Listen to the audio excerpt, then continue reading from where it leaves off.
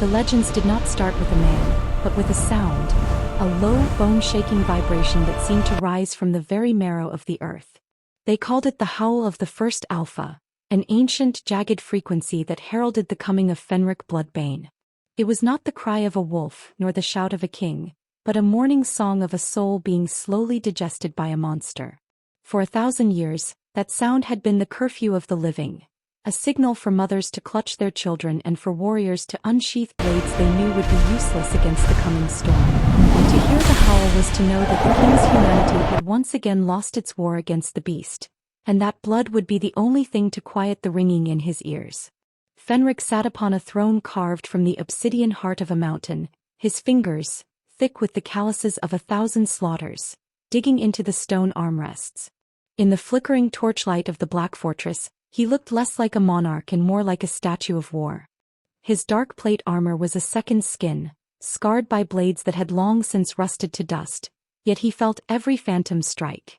The curse was a physical weight, a coil of shadow wrapped around his spine that tightened with every beat of his heavy heart. It whispered of old hungers and ancient rages, urging him to tear the world down until nothing remained but the cold, silent dark. Mercy to Fenric was a distant memory of a different life, a language he had deleted from his tongue to make room for the roar. Outside the fortress walls, the world was a jagged landscape of eternal twilight, where the sun was a myth and the silver moon was a judge. The people lived in the shadow of his violence, paying their tithes in iron and silence, terrified of the moment the king's control would finally snap for good. They spoke of the first Alpha in hushed tones, the primordial spirit that had traded Fenric's mortality for an immortal hunger. He was the barrier between his kingdom and the chaotic wastes beyond, a monster kept on a leash of his own making, ruling through the very fear that sustained him. But even a heart turned to jagged flint has a rhythm, and even a curse forged in the dawn of time can sense a shift in the wind. As the howl began to rise in his throat, a low growl that vibrated through the floorboards of the great hall, the heavy iron doors groaned open. The scent that entered was not of iron or fear, but of crushed lavender and moonlight. Fenric's eyes, burning with the predatory amber of the beast, fixed on the silhouette standing in the threshold. It was a woman, small and fragile against the backdrop of his monolithic cruelty, yet she did not tremble. She carried the stillness of a sanctuary into a place of slaughter. The howl faltered, the ancient malice within him recoiling as if struck by a physical blow, as Asha Moonwillow took her first step into the monster's maw. Chapter 1. The obsidian walls of the Black Fortress did not just hold the cold, they breathed it. Within the heart of the great hall, Alpha King Fenric Bloodbane sat motionless, a titan of shadow and iron silhouetted against the dying embers of a hearth that had not felt true warmth in centuries. To the outside world he was a god of carnage, the inevitable end of all things. But inside the cage of his own ribs, Fenric was a man drowning in a rising tide of madness. The howl of the first Alpha was no longer just a sound he made. It was a physical presence, a jagged oily coil that wrapped around his lungs and tightened every time he drew breath. His daily life was a grueling exercise in suppression. Every morning began with the taste of copper and the smell of ozone, the remnants of the curse's nightly attempt to tear its way out of his throat. He would rise from a bed made of cold stone. Softness was a luxury his body had forgotten how to process, and don his armor. The dark plate was heavy, etched with the scars of 1,000 rebellions, but its weight was the only thing that made him feel grounded. Without the iron pressing against his skin, he felt as though he might simply dissolve into the shadows that haunted the corners of his vision. The morning court was a theater of terror. Fenric did not speak much, he didn't have to. His silence was a predator's silence, the stillness of a wolf watching a rabbit's pulse flutter in its neck. Lords and generals from the outlying territories came to him with bowed heads and shaking hands, offering reports of border skirmishes and grain harvests. Fenric listened, but the howl was always louder. It translated their words into threats. A request for more troops was heard as a challenge to his authority. A report of a failing crop was heard as a mockery of his ability to provide. He watched a young captain stammer through an explanation of a lost shipment, the boy's eyes darting to the king's hands. Fenric's claws, blackened and sharp, were digging into the stone of his throne, carving deep, ugly grooves into the ancient obsidian. The curse hummed in his blood, a low-frequency vibration that made his teeth ache. It wanted the boy's throat. It wanted to see the red splash against the gray floor. Fenric's knuckles went white as he forced the impulse down, his jaw locked so tight he feared the bone might shatter. "Leave," Fenric finally rasped. The word was a tectonic shift, a grinding of stone on stone. He didn't wait for the captain to flee. He simply closed his eyes and fought the darkness behind his lids. The madness was encroaching like a winter that never broke. He could feel his memories slipping. The face of his mother, the scent of summer rain, the sound of a voice that wasn't a scream. In their place were the memories of the first alpha. The thrill of the hunt, the hot iron tang of a fresh kill, the absolute intoxicating vacuum of senseless rage. The crown he wore was not made of gold, but of the collective sins of 1,000 years, and it was growing heavier with every heartbeat. By the time the afternoon sun, a pale, sickly orb that never quite pierced the gloom, began to dip, Fenric retreated to the battlements. He looked out over a kingdom that feared him, a land of jagged peaks and silent forests where the wind always seemed to carry the echo of a cry. He was their protector, the monster that kept even worse monsters at bay, yet he felt like a prisoner in his own skin. The howl began to rise again, a low, guttural vibration that started in his stomach and climbed toward his throat. It was the sound of his own soul being eclipsed. He gripped the cold stone of the parapet, his breath hitching as the first tremors of transformation rippled through his shoulders.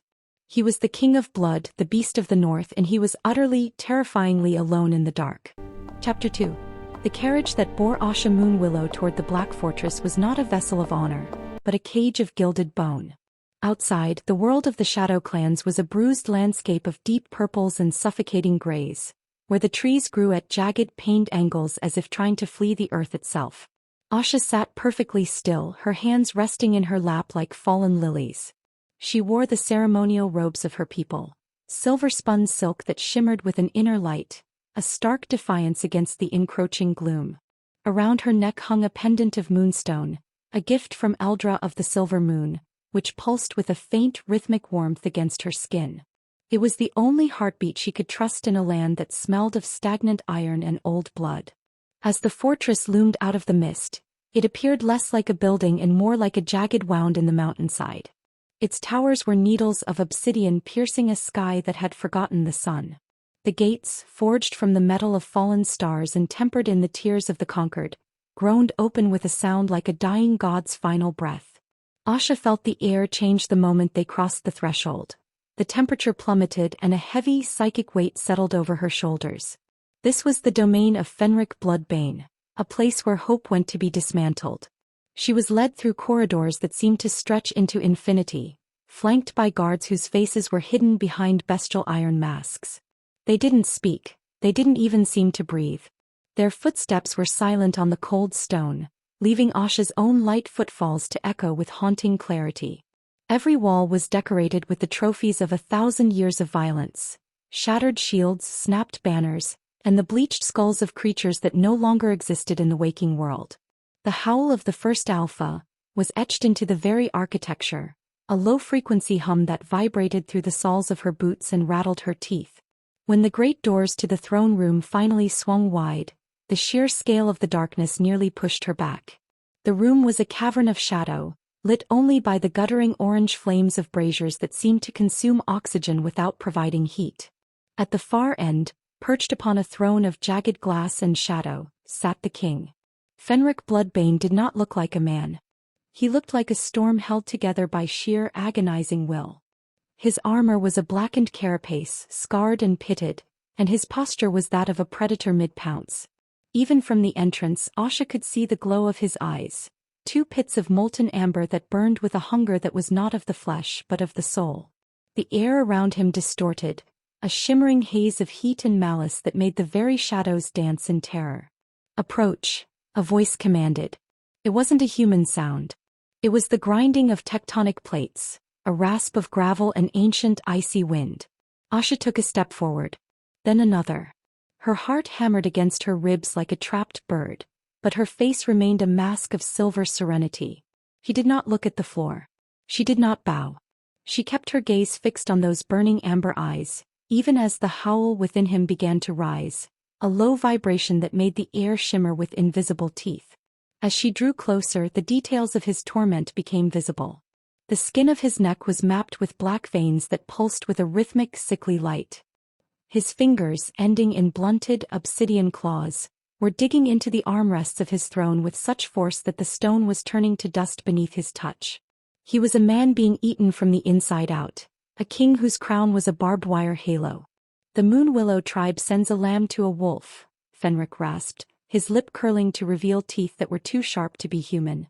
He stood, his massive frame unfolding like a mountain rising from the sea. The sheer physical pressure of his presence hit Asha like a wave of cold water. "Do they think your silver thread can bind a beast that has forgotten the meaning of mercy?" Asha stopped a mere 3 paces from him. At this distance, the scent of him was overwhelming: pine needles, cold iron, and the sharp electric tang of a coming thunderstorm. She could feel the heat radiating from his body, a feverish, unnatural warmth that spoke of the curse's constant friction against his humanity. "I am no lamb, Alpha King," Asha said, her voice a calm, melodic chime that cut through the heavy atmosphere of the room. "And I did not come to bind you. I came to remind you that even the longest night eventually yields to the moon." Fenric let out a sound that was half laugh, half snarl. He moved with a speed that defied his size, a blur of shadow that ended with him looming over her, his face inches from hers. Asha could see the fine lines of agony around his eyes, the scars that crossed his bridge of nose, and the sheer, exhausting weight of 1,000 years of loneliness. The howl rose in his throat, a guttural, terrifying vibration that threatened to shatter the glass of the windows. "There is no moon in this fortress," he hissed, his breath hot against her cheek. "There is only the hunger. There is only the howl. Look at me, little light. Do you see a man who wants to be saved? Or do you see the monster that is going to break you?" Asha did not flinch. She did not pull away. Instead, she reached out, her fingers hovering just inches from the cold, scarred iron of his breastplate. "I see a king who is tired of his own crown," she whispered. For a heartbeat, the throne room went utterly silent. The howl faltered, a momentary glitch in the ancient magic. Fenric's eyes widened, the amber flames flickering toward a deep human brown before the darkness slammed back into place. He recoiled as if burned, his claws sparking against the stone floor as he turned away, his cape billowing like a shroud. "Take her to the North Tower," Fenric bellowed to the silent guards, his voice shaking with a rage that sounded suspiciously like fear. "Lock her away. If she speaks again, cut out her tongue. This is a house of silence, and I will not have it polluted by the lies of the silver moon." As the guards closed in, Asha allowed herself to be led away. He did not need to fight. She had seen the flicker in his eyes, the man buried beneath the monster, and she knew that the sacrifice had already begun. The howl of the first Alpha had a new enemy, and it wasn't a blade or a spell. It was the quiet, unyielding light of a woman who refused to be afraid of the dark. The North Tower was a spire of cold stone and whistling wind, a place designed to break the spirit through isolation. But as Asha stood by the narrow window, watching the purple mists of the kingdom swirl below, she didn't feel broken. She felt the moonstone around her neck pulse with a steady, reassuring warmth. She had entered the monster's maw and she had survived the first bite. Now the real war began, the war for the heart of a king who had forgotten he even had one. The night was long and the sound of the king's howl echoed through the stones of the fortress, a lonely, jagged cry that tore through the silence. To anyone else it was a warning. To Asha it was a summons. Chapter 3. The North Tower was a lung of frozen stone, exhaling a draft that smelled of ancient snow and forgotten sorrows. But within its circular confines, Asha Moonwillow refused to let the hearth die. She spent her first days not as a prisoner, but as a gardener of the soul, tending to the small, cold space she had been granted. The guards who stood outside her door were ironclad statues, men who had been forged in the crucible of Fenric's reign until their names were replaced by rank and their voices by the rattle of mail. To the Alpha King they were tools of war, to the world they were the monsters of the Black Fortress. But as Asha watched them through the heavy oak grain of her door, she saw the way their shoulders slumped when they thought no one was looking, and the way their hands drifted to old scars when the mountain winds howled too loudly. Her work began in the quietest of ways. She did not use magic to break their iron resolve. She used the medicine of the moon willows, bombs made from silver leaf and dried heather, and words that carried the weight of an invitation. The first was a guard named Kalen, a man whose face was a map of jagged history, one eye clouded by a cataract of scar tissue. When he brought her the meager ration of stale bread and thin pottage, she did not recoil from his deformity. Instead, she caught his wrist with a touch so light it was like a falling leaf. He froze, his hand instinctively twitching toward the hilt of his blade, his amber eyes, flecked with the same cursed light as his king, flaring with a predator's suspicion. But Asha only smiled, her silver-spun hair catching the dim torchlight as she offered him a small glass vial filled with a shimmering blue-tinted oil. She told him it was for the ache in his joints that came with the rising damp of the fortress. He didn't take it at first, staring at her as if she were a ghost or a trap, but the next morning the vial was gone and the heavy, dragging sound of his gait had softened. It was a small crack in a massive wall, but in the silence of the shadows, even a whisper sounds like thunder. Slowly the atmosphere of the North Tower began to shift. The guards no longer stood with their backs to her. They began to linger. They began to listen. Asha spoke to them of the world beyond the jagged peaks, of valleys where the sun lingered on the grass and where a man's worth was measured by the harvest he brought home rather than the blood he spilled. She treated their hidden wounds, the festering sores beneath their armor and the deeper, invisible lacerations left by centuries of serving a king who saw them only as extensions of his own violence. News of the Lady of the Moon spread through the fortress like a low-burning fire through dry timber. It reached the kitchens where the servants worked in terrified silence and the barracks, where the air was thick with the scent of whetstones and sweat. Asha's kindness was a foreign currency in this realm, a thing so rare it felt like a miracle. She began to venture out of her tower, the guards no longer barring her path but trailing behind her like silent, puzzled hounds. In the great hall, where the shadows usually congregated to whisper of war, she found the servants whose hands were cracked from the lie and the cold. She knelt beside them, her silver robes sweeping the soot-stained floor, and rubbed their skin with lavender-scented fats. She spoke their names, names they hadn't heard spoken with affection in a lifetime. She was planting seeds of rebellion, though not the kind that led to steel and fire. It was a rebellion of the heart, a quiet insistence that they were still human even in the service of a beast. This was the dangerous empathy she carried, a force more potent than any blade because it didn't kill, it awakened. And as the fortress began to soften around the edges, the Alpha King felt it. From his obsidian throne, Fenric Bloodbane sensed the change in the air. The howl of the first Alpha within him grew restless, sensing the encroaching warmth. The reports from his generals grew shorter, their eyes no longer fixed solely on his boots but occasionally drifting toward the North Tower with a look of strange, longing hope. The silence of the shadows was no longer a silence of fear, but a silence of waiting. The soldiers began to keep their armor cleaner, not for the king's inspection, but because the human woman might see them. They shared stories in the dark, passing around the small charms Asha had fashioned from river stones and silver thread. Fenric watched from the ramparts, his claws digging into the stone as he saw his fiercest warriors, men who had burned villages without blinking, sharing a quiet laugh over a cup of tea she had brewed. The king felt the walls of his own isolation thinning.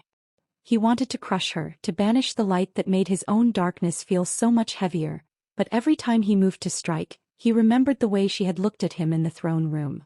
She had seen the man, not the monster, and that recognition was a chain more powerful than any curse. Asha knew he was watching. She could feel the vibration of his rage and his confusion through the very stones of the castle. She continued her work, moving through the gloom like a soft silver needle through black cloth, stitching together a tapestry of mercy. She was preparing the fortress for the moment the king would break, ensuring that when the beast finally fell, there would be a community of humans ready to catch the man. The kindness she showed the soldiers was a mirror she was holding up to the entire kingdom, showing them that even in the heart of the Shadow clans, the Silver Moon still held sway. The howl was loud, but for the first time in a millennium, it was not the only sound being heard in the Black Fortress. There was the sound of a woman humming a lullaby, and the sound of men remembering how to breathe. As the sun set once more, casting long, jagged shadows across the courtyard, Fenric stood in the great hall, his amber eyes fixed on the empty space where Asha had knelt earlier that day. The scent of lavender still lingered, a haunting floral ghost in a room that should only smell of death. He let out a low, guttural growl, his hand drifting to his throat as if to choke out the howl before it could start. He was losing his grip on his people, and worse, he was losing his grip on his own hatred. The silence in the shadows was the most terrifying weapon he had ever faced, for it did not demand his blood. It demanded his surrender to the very love he had spent 1,000 years trying to forget. Chapter 4. The darkness within the Black Fortress was no longer a static thing. It had begun to pulse with a feverish, agitated life of its own. As the influence of Asha Moonwillow seeped into the cracks of the stone and the hearts of the guard, the howl of the first Alpha began to stir with a predatory jealousy. For centuries, the curse had enjoyed an undisputed reign over Fenric Bloodbane's soul, feeding on his isolation and his absolute commitment to brutality. But now there was a new scent in the air, the scent of silver leaf and compassion, and the curse reacted like a cornered animal.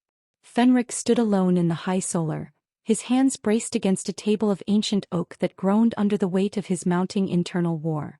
He had spent the last hour watching Asha from the shadows of the gallery. He had seen her patch a soldier's cloak. He had heard the soft, melodic ripple of her laughter as she spoke to a kitchen maid. Each of those sounds had been a needle in his brain. His curiosity was no longer a quiet thing he could suppress. It was a thrumming ache, a desire to understand how a creature so fragile could walk through his house of horrors without being tarnished by its soot. The moment he allowed that thought to linger, the moment he wondered what her skin would feel like if he weren't a creature of claws and iron, the howl struck. It started as a cold vibration at the base of his skull, a soundless scream that only he could hear. It wasn't the usual roar of anger. It was a psychic lash, a jagged spike of pain that tore through his nervous system. Fenric collapsed to one knee, the stone floor cracking beneath the impact of his armored leg. His vision blurred into a kaleidoscope of blood red and abyssal black. The curse was not merely a spell. It was a sentient entity, a primordial echo of the first wolf who had ever tasted human blood, and it did not permit its host to feel anything as soft as wonder. "Stop," Fenric gasped, his voice a ragged edge of a sound. He clawed at his own chest, his blunted talons screeching against the black breastplate.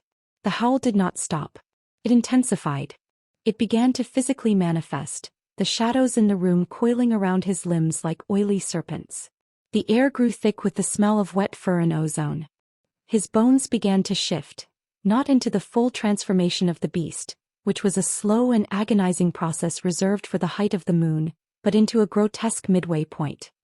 His spine lengthened with an audible pop of vertebrae. His jaw unhinged, teeth lengthening into serrated daggers that sliced into his own gums.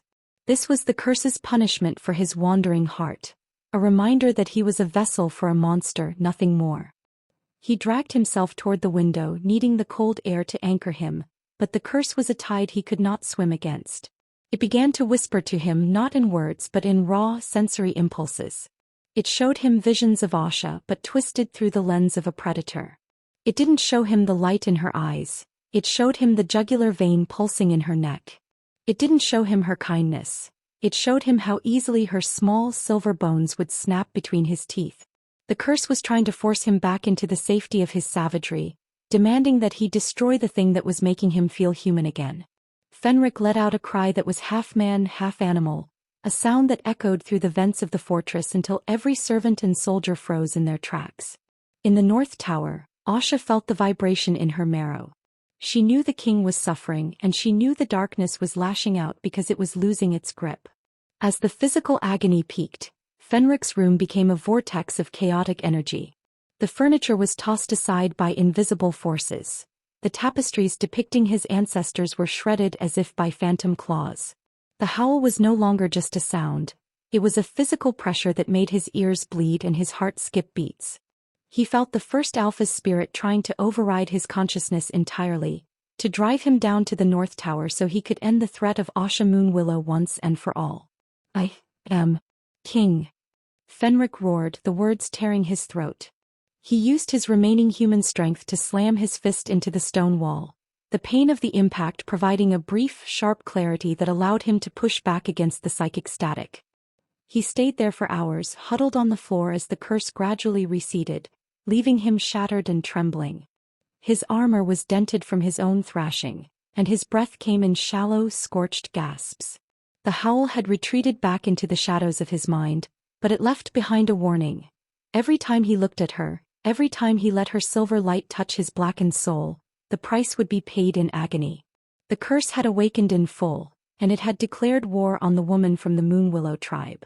Fenric looked at his hands, still trembling, still tipped with the blackened claws of a killer, and realized that his curiosity had become a death sentence. To love her even a little was to invite the beast to devour them both.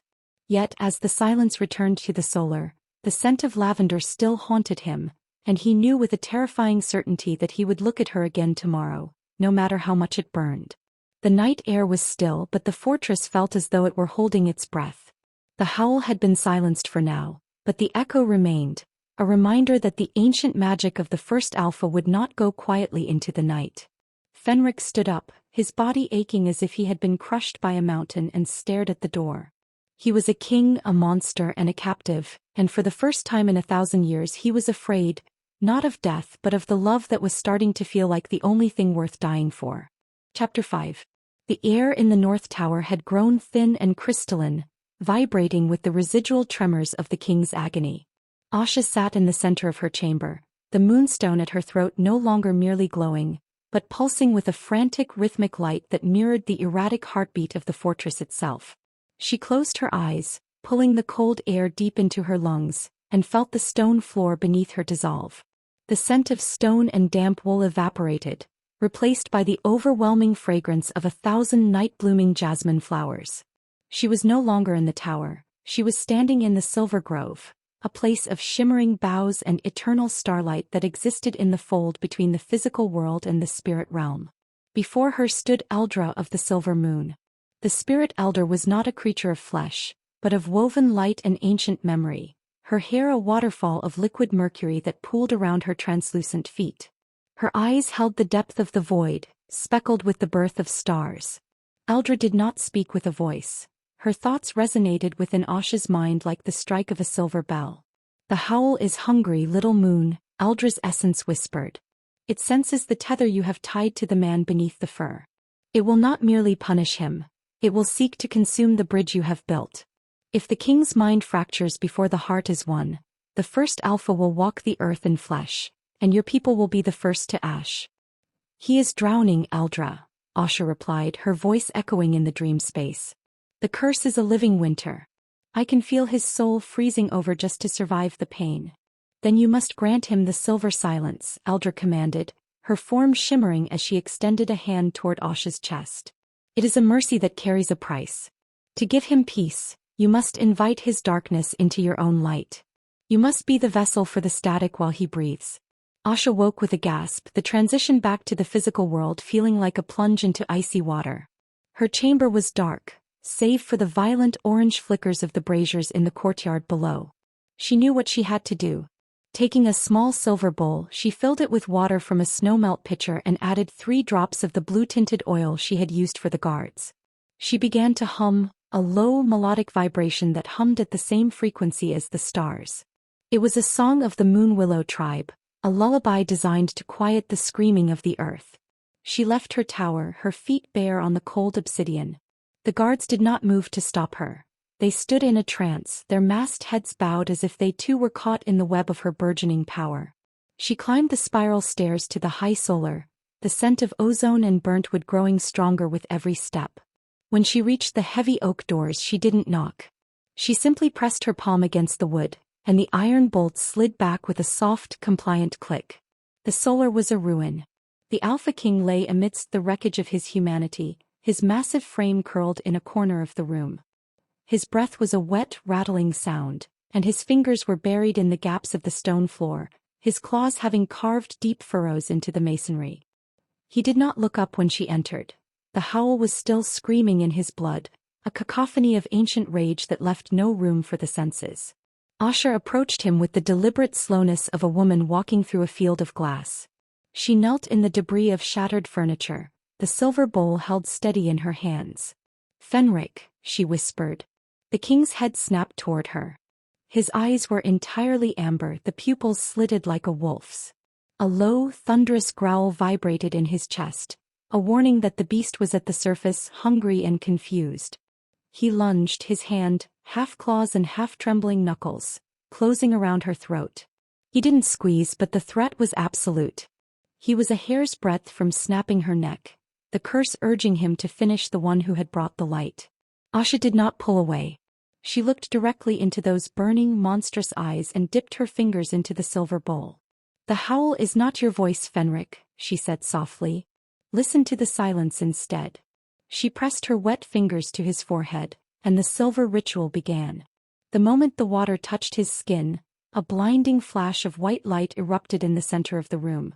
The air in the solar became visible, swirling in a vortex of silver mist that clashed against the oily black smoke of the curse. Asha felt the howl leap from him to her. It was like 1,000 needles of ice being driven into her skull. The ancient malice of the first Alpha screamed in her ears, a sound of tearing metal and starving wolves, demanding she let go. Her vision went black, and for a moment she understood the hell Fenric had lived in for 1,000 years. It was a vacuum of empathy, a space where only the hunger existed. But she held on. She anchored herself to the pulse of the moonstone at her neck and channeled the light of the silver grove through her veins. She became a conduit, pulling the jagged edges of his pain into her own spirit, softening them with her resilience. Slowly, the tension in Fenric's body began to drain. The black veins on his neck receded. His breathing changed from a predator's pant to a man's heavy, exhausted sigh. His claws retracted, the obsidian points melting back into human fingernails. The amber in his eyes cooled, the predatory fire dying down until only the deep, wounded brown of the man remained. For the first time in a millennium, the howl was silent. Fenric slumped against her, his forehead resting on her shoulder. He was trembling, but it was the trembling of a man coming out of a long, terrifying fever. The room was quiet, save for the crackle of the dying hearth and the sound of his ragged breath. The silver mist settled like a fine dust over the wreckage of the solar. "It's quiet," Fenric whispered. His voice was no longer a rasp of gravel. It was the voice of the prince he had been before the curse took him, rich, weary, and profoundly human. Asha stroked his matted hair, her own body aching from the weight of the darkness she had absorbed. She was pale, her light dimmed by the effort, but she did not let go. "The silence is yours now for a little while," she said. Fenric pulled back just enough to look at her. In the dim light, he saw the toll the ritual had taken on her, the way her hands shook, the faint bruising under her eyes. He realized then that she hadn't just used magic. She had taken a portion of his damnation upon herself. The realization hit him harder than any blow from a rival alpha. "Why?" he asked, his voice cracking. "I am a monster. I have burned worlds to keep this silence for myself, and I never found it. Why would you bleed for a beast?" Asha reached up, her thumb tracing the scar that ran across his cheek. "Because you are not just the beast, Fenric. You are the man who is trying to hold the beast back. And that man is worth the silver." In the profound stillness of that moment, the Alpha King did something he hadn't done since the dawn of his reign. He reached out and touched her face with his human hand. No claws, no iron, just the warmth of skin against skin. The contact was electric, a bridge built across 1,000 years of isolation. For a single night, the Black Fortress was no longer a prison or a slaughterhouse. It was a sanctuary. But as the moon began to set, the silence felt fragile. Asha could feel the howl lurking at the edges of their shared peace, a tethered wolf waiting for the sun to rise. She knew that the silver ritual was only a temporary reprieve, a glimpse of what could be. To break the curse for good, the silence wouldn't be enough. He would have to choose to love the light even when the darkness came back to claim it. Fenric closed his eyes, leaning into her touch as the first gray light of dawn touched the window. For a moment he wasn't a king and he wasn't a beast. He was just a man finally mercifully at rest. Chapter 6. The heavy silence that followed the silver ritual was not the oppressive, suffocating weight of the curse, but a rare and fragile peace that draped over the solar like a fallen shroud. For the first time in a millennium, Fenric Bloodbane breathed without the metallic rasp of the beast vibrating in his lungs. He sat on the floor amidst the splintered remains of his former rage, his back pressed against the cold obsidian, yet he felt a warmth that had nothing to do with the dying braziers. Asha remained beside him, her presence a soft, silver anchor in the wake of the storm. In this suspended moment, the Alpha King was stripped of his monstrous armor. both the literal plate that lay dented nearby and the metaphysical cage of the howl. He looked at his hands, turning them over in the dim light. They were the hands of a man, scarred, calloused and large, but the obsidian claws had retreated into the skin, leaving only the blunt edges of human nails. He felt a profound sense of nakedness. Without the roar of the first alpha to drown out his thoughts, the echoes of his long violent reign came rushing back, but they were filtered through a lens of clarity that was almost too sharp to bear. He saw the faces of those he had struck down not as obstacles but as people. The weight of the crown had never felt heavier than it did now, when he was finally light enough to feel it. Asha watched him, her own exhaustion evident in the slight tremble of her fingers as she tucked a stray lock of hair behind her ear. She saw the vulnerability in the set of his jaw and the way his eyes, now a deep, soulful brown, searched the shadows of the room as if seeing them for the first time. She did not press him for words. She knew that for a man who had spoken only in growls and commands for centuries, the language of the heart would be a difficult tongue to reclaim. "I remember the taste of apples," Fenric said suddenly, his voice a low, melodic vibration that startled even him. He looked toward the window where the purple mists of the shadow clans swirled in the moonlight. "Before the curse, before the war that broke the sky, there was an orchard in the valley of my birth. I haven't thought of it in 1,000 years. The howl doesn't care for the taste of fruit. It only knows the iron in the blood." He turned his gaze to Asha, and for a moment the distance between the king and the captive vanished. "You brought the scent of that valley back into this fortress. I hated you for it at first. I wanted to crush the memory because the memory hurt more than the curse ever did." Asha reached out, her hand resting on the tattered sleeve of his tunic. "Pain is the proof that you are still here, Fenric. The beast doesn't feel pain. It only feels hunger. If it hurts to remember, it means there is still something beautiful left inside you to protect." As the night deepened, the fortress seemed to shrink until it was only the two of them in a small circle of light. The barriers of rank and bloodline dissolved. Fenric spoke of the man he had been, a young prince who had made a desperate pact to save a dying kingdom, not realizing that the salvation he sought would become a prison for his soul. He spoke of the loneliness that was worse than the transformation, the way his own people looked at him with a terror that made him forget he was one of them. He admitted in a voice barely above a whisper that he had prayed for an end, even a violent one, just to stop the noise in his head. In return, Asha shared the truth of her sacred calling. She told him of the weight of being the Moonwillow's chosen, the girl who was never allowed to be just a girl, but always a vessel for the tribe's hopes and the spirit's demands. She spoke of the fear she had hidden beneath her serenity when she was sent to the Black Fortress, and how she had realized that her empathy was not just a gift for others, but her own way of surviving a world that demanded she be a martyr. They sat together as the moon reached its zenith, sharing a piece of bread Asha had brought from the tower. It was a simple, mundane act, yet to Fenric, it was a holy communion. The taste of the grain, the sound of the wind through the stones, and the steady rhythmic breathing of the woman beside him created a tapestry of humanity that the howl could not tear. He found himself laughing, a short rusty sound that felt foreign in his chest, when Asha described the way the fortress guards had started grooming their beards just to earn a nod from her. But as the first hint of gray began to bleed into the eastern horizon, the air in the solar shifted. The silver ritual was fading. Fenric felt the familiar cold prickle at the base of his spine, the first alpha's spirit waking from its forced slumber.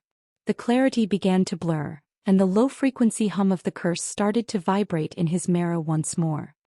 He looked at Asha, his brown eyes filling with a desperate, mounting sorrow.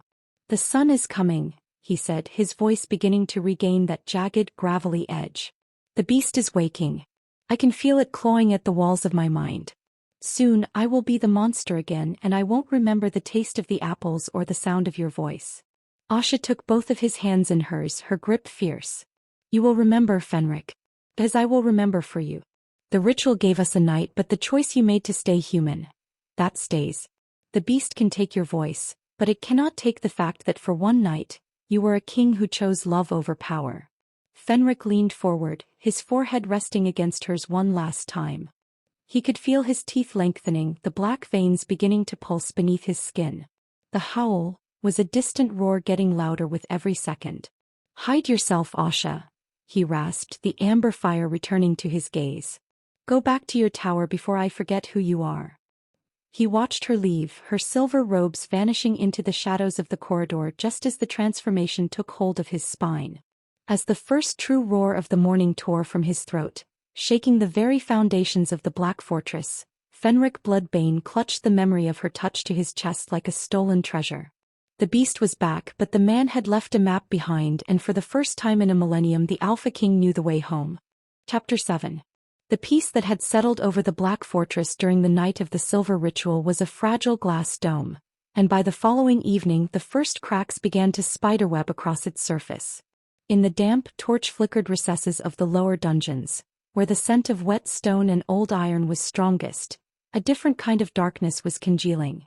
It was not the primordial tragic darkness of Fenric's curse, but the oily, calculated malice of men who thrived in the shadow of a monster.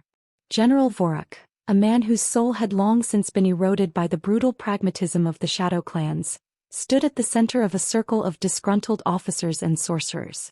To them the Alpha King's recent softness, the lingering glances toward the North Tower and the suspicious lack of executions in the Great Hall, was not a sign of redemption but a terminal illness.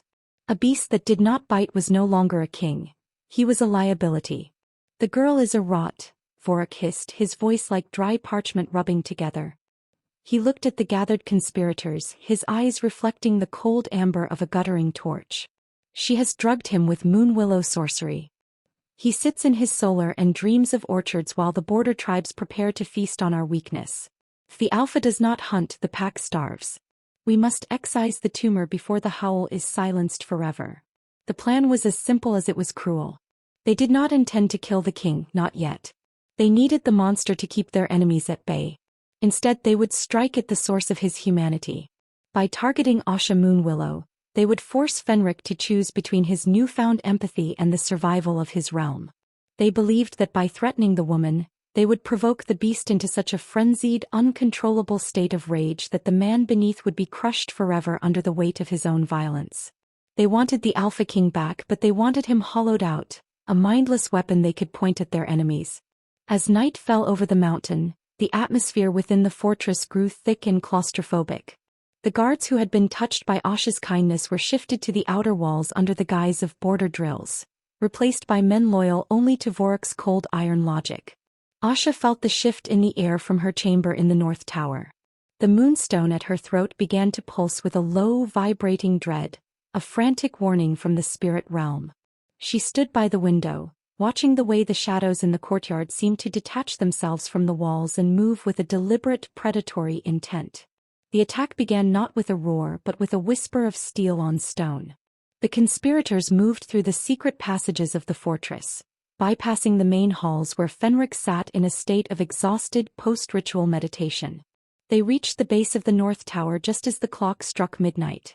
The two guards Asha had befriended were the first to fall, not to the king's rage but to the daggers of their own brothers-in-arms. Asha heard the muffled thuds of bodies hitting the floor and the sharp metallic tang of fresh blood rising through the floorboards. She backed away from the door, her hands flying to the silver bowl she had used for the ritual, but she knew that her magic was a tool of healing, not of war. The door to her chamber was kicked open with a violence that sent splinters of oak flying like shrapnel. Vorak stepped into the room, his blade unsheathed and dripping with the blood of her protectors.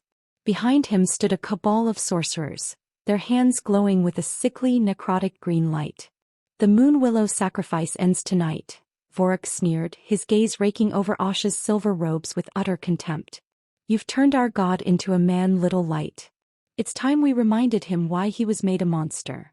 They didn't kill her instantly. Instead they began a ritual of their own, a perversion of the silver silence. The sorcerers began to chant in a tongue that sounded like the crunching of bone, weaving a web of shadow magic around Asha that began to drain her light. She felt her strength failing, the moonstone at her neck darkening as the necrotic energy choked the life out of the room. She cried out not for herself but to warn the king. Across the fortress, in the high solar, Fenric Bloodbane's eyes snapped open. The howl of the first Alpha erupted within him like a volcano, but it was different this time. It wasn't a punishment for his love. It was a response to her pain. He felt Asha's terror through the invisible tether they had forged, and the beast roared with a fury that shook the very foundations of the mountain. He didn't wait for the doors to open. He threw himself through them, the wood shattering into toothpicks. He ran through the corridors, a blur of shadow and iron, his transformation taking hold with a violent, agonizing speed. His claws tore into the stone walls as he rounded corners, leaving deep, jagged scars. By the time he reached the North Tower, he was no longer the man who had shared bread in the moonlight. He was a creature of nightmare, his eyes burning with a hellish, incandescent amber, his jaw unhinged to reveal teeth that gleamed like wet daggers. He burst into Asha's chamber just as Vorik raised his sword to her throat. The sight of her, pale, weakened, and surrounded by the filth of his own court's betrayal, sent the king into a state of absolute primordial madness. Vorik. Fenric's voice was the sound of a world ending. The conspirators turned, their faces paling as they saw the sheer scale of the Alpha King's rage. They had wanted to provoke the beast, but they had underestimated the power of a beast that had something to protect. Fenric did not fight like a general. He fought like a force of nature. He tore through the sorcerers as if they were made of paper, his claws bypassing their magical shields with a terrifying ease. The room became a whirlwind of blood and shadow. Vorik, realizing he had made a fatal miscalculation, grabbed Asha and pulled her toward the window, the blade pressing deep into the soft skin of her neck. "Stay back, monster," he screamed, his voice cracking with terror. "One more step and she dies. Is this the love she taught you? Is this the mercy of the moon?" Fenric skidded to a halt, the stone beneath his claws screaming. He was vibrating with the need to kill, the howl demanding he tear Vorik's heart from his chest. But as he looked at Asha, he saw the fear in her eyes, and something else. He saw the disappointment. She had worked so hard to find the man, and here he was, proving Vorik right by becoming the very nightmare they expected him to be. The betrayal of shadows was not just an attack on her life. It was a trap for his soul. If he killed them all in this blind, bestial rage, he would lose her forever even if she lived. The curse would win. The howl would become his only voice once more. Asha locked eyes with him, her lips moving in a silent plea. "Don't let them take the man." Fenric stood at the precipice of his own damnation. The shadows coiled around him, urging him to strike, to bleed, to destroy. Around him, the bodies of his traitors lay in heaps, and the scent of blood was a siren song to the first Alpha. He looked at Vorik, then back to Asha's silver hair, now stained with the soot of the struggle. In that moment of agonizing tension, the Alpha King did the one thing no one in the room expected. He stopped. He forced his claws to retract, the skin of his hands tearing with the effort of fighting his own biology. He stood tall, his breathing heavy and scorched, and he looked Vorik in the eye with a clarity that was more terrifying than any snarl. "You wanted the beast," Fenric rasped, the words dripping with the weight of 1,000 years of pain. "But you forgot that a king has a choice. And I choose her." The hesitation was all the opening Asha needed. She channeled the last of her moonstone's energy into a burst of pure, blinding white light. Vorik, blinded and reeling, stumbled back. Fenric didn't kill him with his claws. He moved with the grace of a man, disarming the general with a single disciplined strike and pinning him to the wall by his throat. "Take them to the pit," Fenric commanded the guards who had finally arrived, his voice cold and human. "They will face the justice of the king, not the hunger of the beast." He turned to Asha, his frame still massive and terrifying, but the amber in his eyes was fading back to brown. He reached out to catch her as she collapsed from exhaustion, his touch as gentle as it had been on the night of the ritual. The betrayal had failed. They had tried to provoke the monster, but all they had done was prove that the woman from the Moon Willow tribe had succeeded in her impossible task. But as he held her, Fenric looked out at the darkening horizon. He knew that Vorik was just the beginning. The shadow clans were watching and the curse was still hungry. The ultimate choice between power and love was still coming, and next time it wouldn't be fought with steel. It would be fought with his life. Chapter 8. The iron-gray dawn of the final day did not break over the mountains. It bled over them. The shadow clans had not waited for the internal rot of the Black Fortress to finish its work. Sensing the Alpha King's fracturing grip, a coalition of rival warlords and ancient hungry spirits had amassed at the foot of the obsidian peaks. They were a sea of jagged steel and howling wolves, led by a sorcerer king who had waited centuries for the blood-bane lineage to falter. As the first catapults launched jars of necrofire against the lower ramparts, the fortress groaned like a living beast entering its death throes. Within the high solar, Fenric Bloodbane stood before the great window, his silhouette a dark, jagged mark against the burning sky. He could feel the howl of the first alpha screaming in his marrow, a deafening, vibrating demand for total surrender. The curse was no longer whispering, it was roaring, offering him the strength to crush the armies at his gates in exchange for the last flicker of his human heart. Asha stood behind him, her silver robes tattered and stained with the soot of the previous night's betrayal. She could feel the psychic pressure of the curse filling the room like rising water. The moonstone at her neck was cold, its light dimmed by the sheer volume of malice gathering outside. She knew the choice Fenric faced was a binary one, forged in the cruelest of magics. To remain a man, to hold on to the empathy, the memory of the orchard, and the love that had begun to bloom in the cracks of his soul, was to remain physically vulnerable. As a man he would be torn apart by the sorcery of the invaders. But to transform, to fully embrace the first alpha and become the titan of carnage the curse demanded, would mean saving his life at the cost of his identity. He would win the war, but he would turn on Asha before the sun set, unable to recognize the light he had fought so hard to protect. "They are at the inner gates," Fenric said, his voice a low, scorched rasp. He did not turn to look at her, but she saw his shoulders heave with the effort of holding back the transformation. The black veins on his neck were thick and pulsing, and his skin seemed to shimmer with a dark, oily heat. "My generals are dead or in the pits. My men are fighting like mortals against ghosts. The howl is telling me that if I give in I can end this in an hour. I can tear the hearts from their leaders and paint the valley in their blood."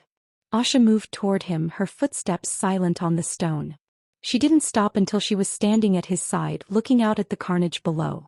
The necrofire was turning the courtyard into a landscape of emerald flames and screaming shadows. "And what would be left of the king once the blood is dry?" she asked softly. "You would be a god of the wasteland, Fenric. You would reign over a kingdom of ash and you would be alone in the dark forever. Is that the power you want?" Fenric turned his head and the sight of his face nearly broke her. One side was still the man she had shared the silence with, weary, brown-eyed and filled with a desperate longing. The other side was a mask of the beast, the amber eye burning with a predatory fire, the jaw distended and dripping with the hunger of the curse. He was a creature caught between two worlds, a soul being pulled apart by the gravity of fate. He reached out with a hand that was already half transformed, the claws long and serrated, and touched her cheek with a tenderness that was agonizing to behold.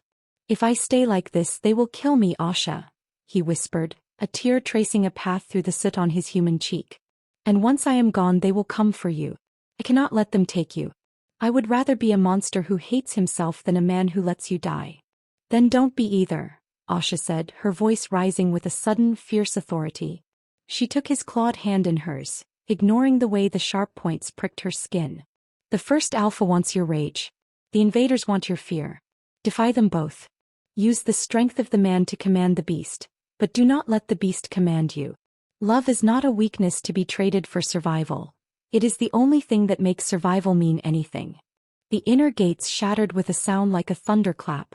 The Sorcerer King's vanguard poured into the great hall, their weapons humming with dark magic. Fenric felt the final tether of his control snap. The howl erupted from his throat, a sound so primal and terrifying that it blew out the remaining glass in the solar's windows. He fell to all fours, his spine cracking and lengthening, his armor bursting at the seams as his muscles swelled with unnatural power.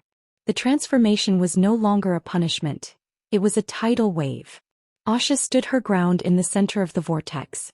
She didn't flee. She didn't call upon Eldra for a shield. Instead she stepped into the king's path as he began to charge toward the door, a mountain of fur and shadow and teeth. She placed her hands on his massive fur-matted chest, her small frame dwarfed by the sheer scale of the monster he had become. "Fenric, look at me," she cried over the roar of the curse.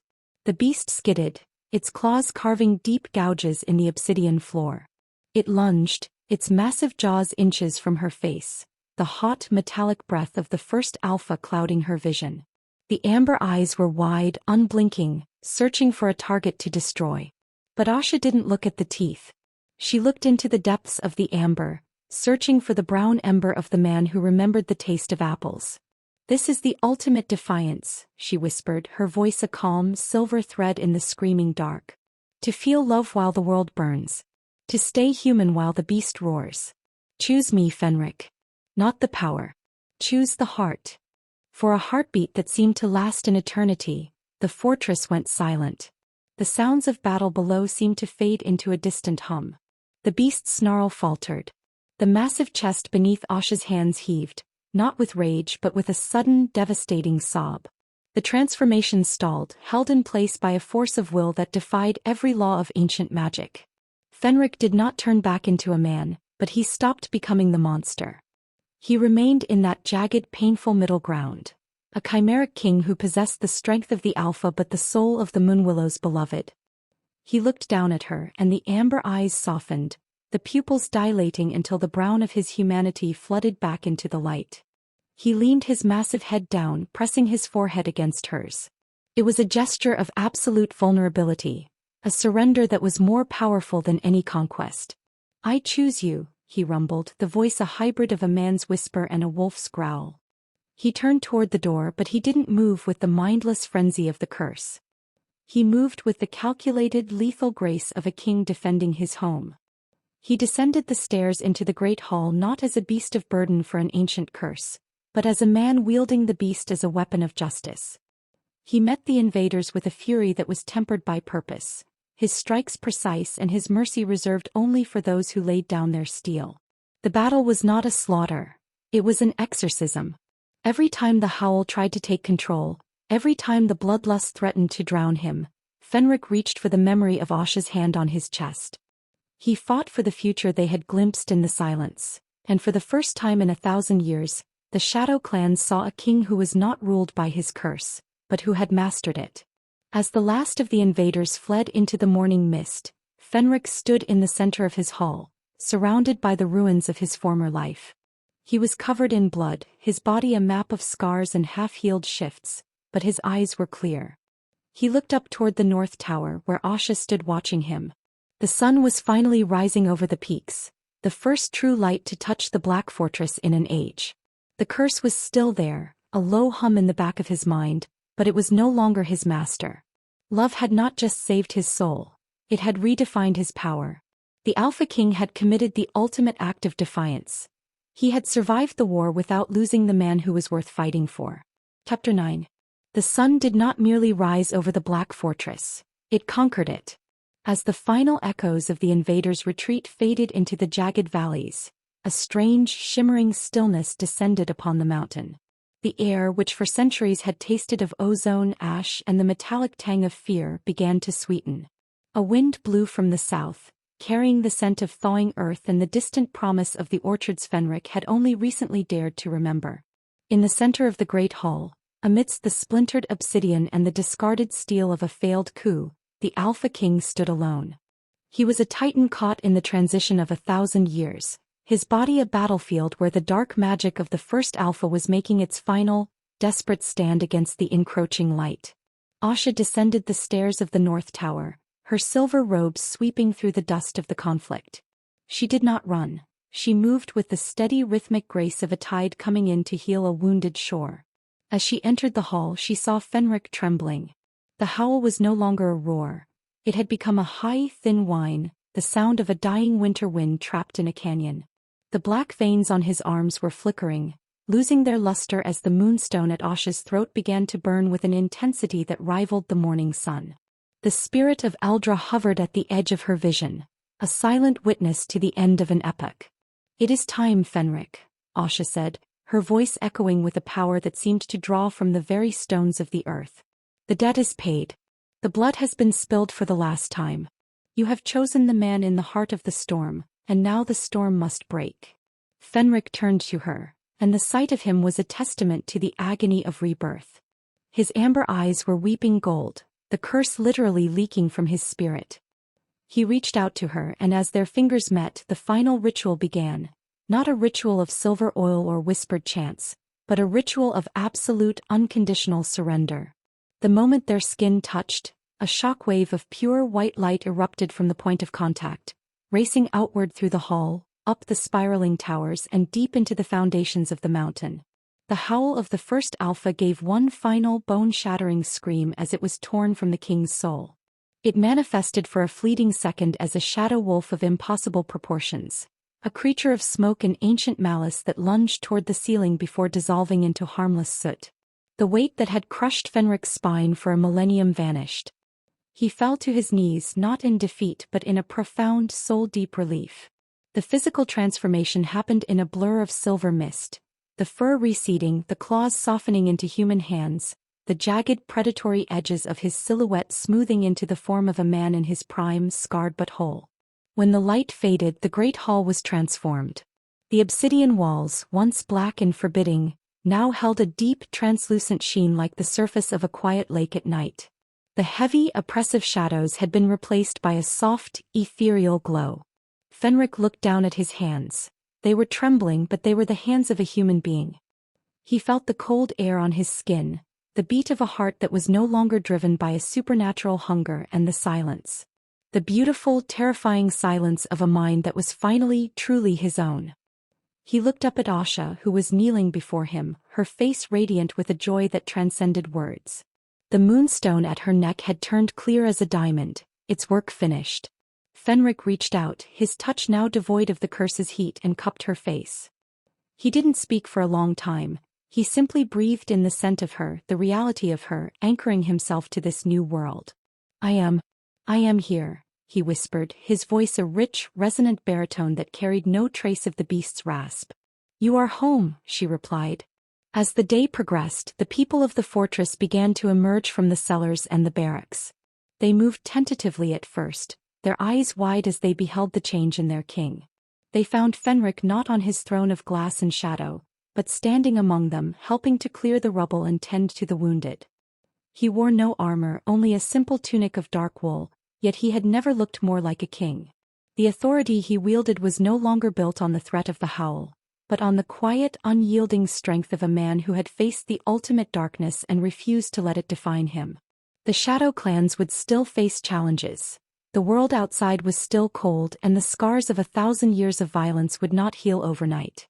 But as Asha took her place by Fenric's side on the high ramparts, looking out over a kingdom that was seeing its first true dawn in centuries, the future felt like a book waiting to be written.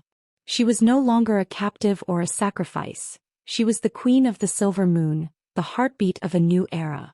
Fenric took her hand, his fingers interlaced with hers, and together they watched the light flood the valley, chasing away the last of the purple mists.